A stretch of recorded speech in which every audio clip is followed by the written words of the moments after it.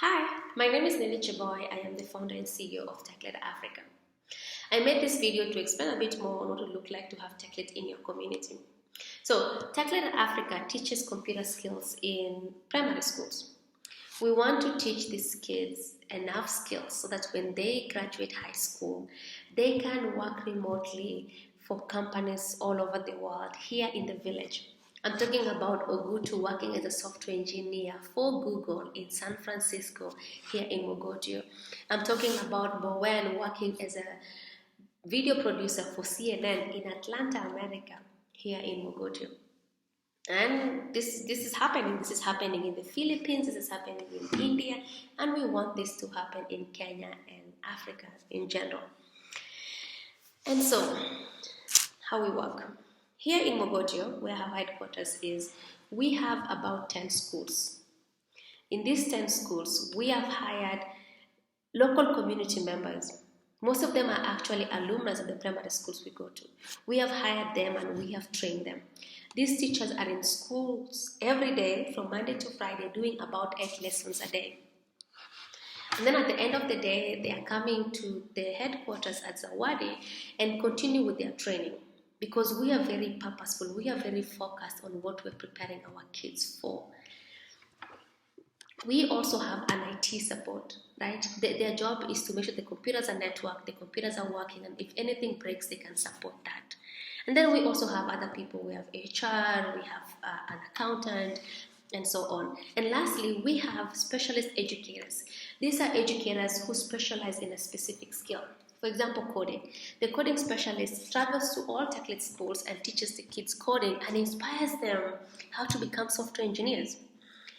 Our audio specialist is actually a music artist, right? Has made a bunch of music videos and is teaching kids how they can use audio to make music for videos, make music videos, make audio for movies, and so on.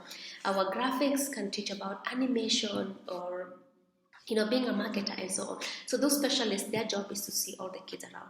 And so it's very easy when you have a cluster of schools, about 10, to service them. And then lastly, the schools that we work with, they contribute to pay the cost of local operation. So TechLit is an NGO that collect these computers and imports them into Kenya. That is very costly on its own. But then once they're in Kenya, we ask the parents and the community to cover the cost of local operations.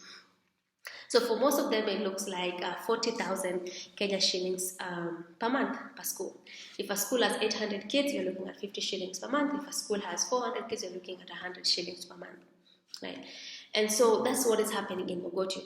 We want to replicate this in other counties, right? So if you want us to come to your county, if you want us to come to your community, this is what it will look like.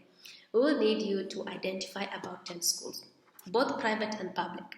I find that it's very easy to start with private schools because it's very easy to just, for them, if they understand the problem, it's very easy for them to be like, okay, come, make the decision. And then it's also very easy for them to pay, right?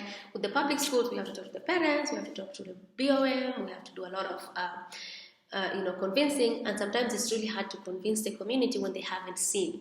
So if we have a private school already in the community with the program, we can tell them like, hey, look, Zawadi has this program. This is how it looks like. Come and visit Zawadi Labs, and then now they can be like, oh, okay, now I want to have it in my public school.